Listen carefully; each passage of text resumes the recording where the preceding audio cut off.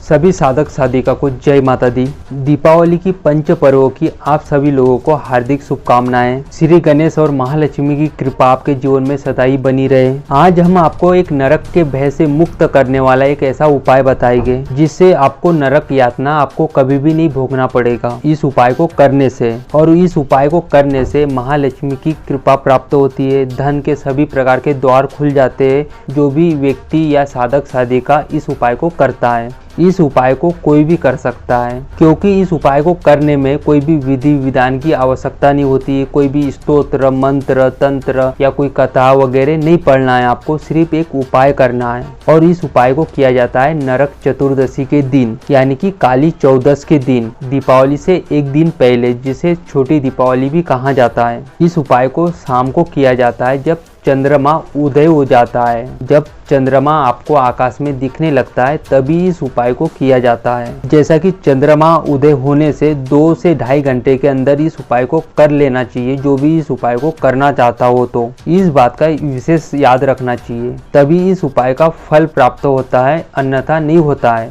तो जैसा कि चंद्र उदय जैसे ही होता है वैसे ही आप लोगों को जो भी इस उपाय को करना चाहता है, घर का कोई भी सदस्य भी कर सकता है या पूरे सदस्य भी कर सकते हैं, सभी लोग भी कर सकते हैं। चंद्र उदय होने के बाद अपने शरीर पर तिल के तेल की मालिश करते हो। मालिश करने के बाद उस तेल को अपने शरीर पर 15-20 मिनट या आधे घंटे तक आप लगा रहने देते हो। उसके बाद स्नान आदि करते हो तो वो साधक साधिका या कोई भी इस उपाय को करने वाला व्यक्ति कभी भी नरक यातना नहीं भोगते हैं, जैसा कि इस ग्रंथ में बताया गया है। और जो भी इस उपाय को कर लेता है नरक चतुर्दशी के दिन, वो नरक यातना तो भोगता ही नहीं है। उसके बाद उसे महालक्ष्मी की पूर्ण कृपा प्राप्त होती है। धन के सभी प्रकार के उसके जीवन में द्वार खुलते हैं, धन धान्य से परिपूर्ण होता है। जो भी व्यक्ति अगर इस उपाय को करता है, उसके ऊपर अगर कर्ज है तो ऐसे लोगों को भी इस उपाय को करना चाहिए। ऐसे व्यक्ति के जीवन में धन के रास्ते बनते हैं, कर्ज से मुक्ति मिलती है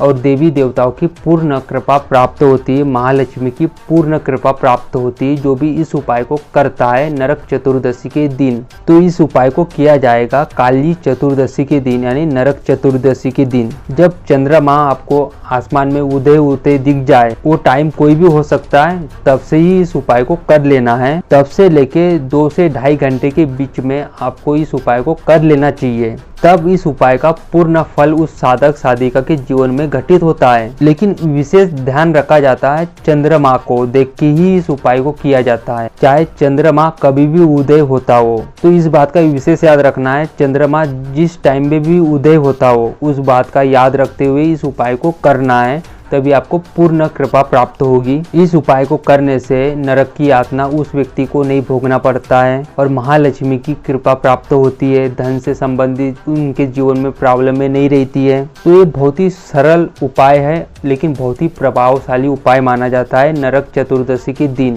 तो सनातन पद्धति में समय और टाइमिंग का बहुत विशेष याद रख के कोई भी उपाय अगर करते हो तो उसका पूर्ण फल प्राप्त होता है। आप सभी लोग इस उपाय को कोशिश कीजिए कि करे, नरक के भय से मुक्त हो जाए आपका जीवन और धन धान्य की प्राप्ति हो। तो इस उपाय को सभी लोग कर सकते हैं। जल्द मिलते हैं एक नई वीडियो में एक नई जानकारी के साथ। सभी लोगों को जय माता दी।